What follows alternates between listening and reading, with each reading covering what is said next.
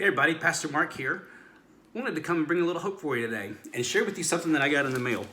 It's a care package from my mom, and you'll see how it is labeled with fragile tape. Of course, any fans of A Christmas Story may know it is fragile tape, but I digress. Anyway, so when I opened it up the other day, there were quite a few little trinkets in here, just a little love package. Actually, my mom, what she calls it, happy boxes. So it was a happy box. And inside were some trinkets, but what I really found most enjoyable and gave me a good chuckle was 3 rolls of toilet paper. She sent one for Tiffany, Ethan, and me. And I couldn't help but laugh when I saw the box. There wasn't anything fragile in it. And when I called to thank her for it, I said, well, you must have thought you needed to put fragile tape on there because you didn't want anybody going through it, maybe stealing my toilet paper. And she chuckled. We had a little laugh about it. But the toilet paper thing has been quite the lesson for us to learn during this whole COVID-19 calamity, hadn't it? Toilet paper.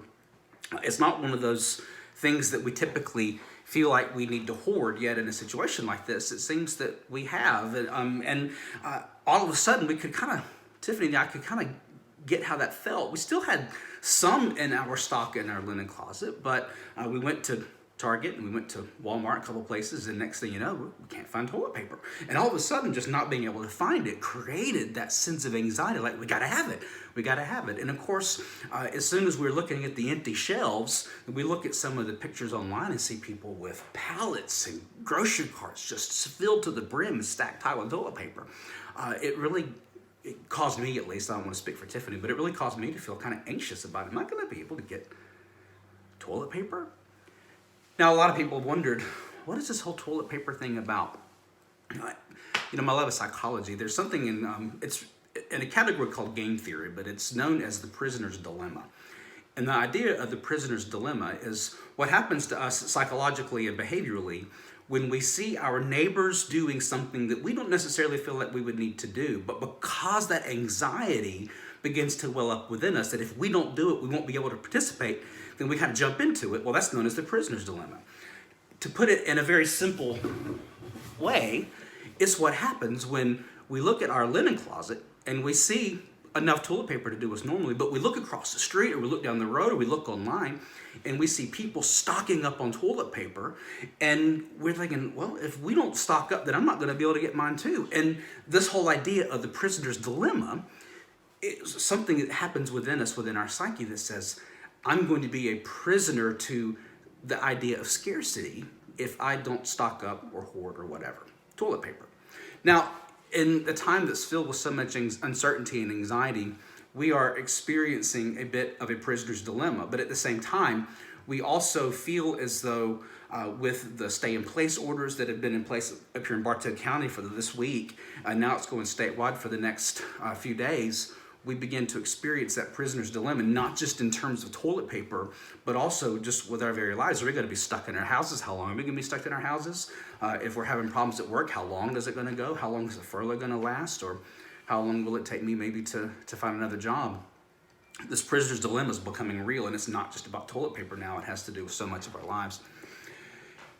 As I thought about this and the idea of the prisoner's dilemma, Jesus' teaching in Luke chapter 4, verse 18, it really speaks to me. It spoke to me then, and it speaks to me now as I think about it, because when Jesus was really beginning his public ministry, it tells us that he went into the local worship space, and he opened up a scroll, and he read from the prophet. And he said, I've come to bring freedom for the prisoners, recovery of sight to the blind, and to set those who feel oppressed free. Friends, that's the anecdote for the prisoner's dilemma right there in a Bible verse. That Jesus came to proclaim freedom for the prisoners, recovery of sight to the blind, and to set the oppressed free. That speaks to me. I hope it speaks to you.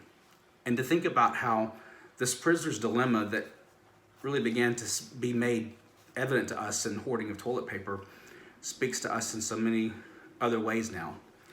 As we get ready for Holy Week and Palm Sunday, Monday, Thursday, Good Friday, and Resurrection Sunday, many of us are going to be stuck in our homes, and we may feel as though we are imprisoned by our circumstances. But the hope of Christ from when he started his public ministry all those millennia ago to what he's doing in our world, in our lives right now, if we'll just simply ask him in, is to do exactly what he said he was going to do in Luke chapter 4, verse 18, to come and bring freedom for the prisoners, recovery of sight for the blind, and to set the oppressed free.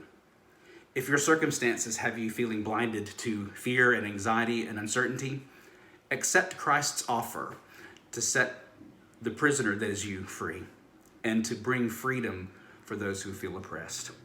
And so I hope that's a little hope for you today as we think about things like toilet paper, as we think about shelter-in-place orders, in light of everything that's going on in our world spiritually as well as physically right now. Let's accept Christ's offer for our imprisonment to be set free so that we may see with spiritual eyes, as Paul said, the eyes of our heart, may they be enlightened, that we may experience the freedom and the hope that Christ came to give us. So from a roll of toilet paper to the scripture, I hope this brings a little hope for you today. Thanks, God bless, and hope to see you soon.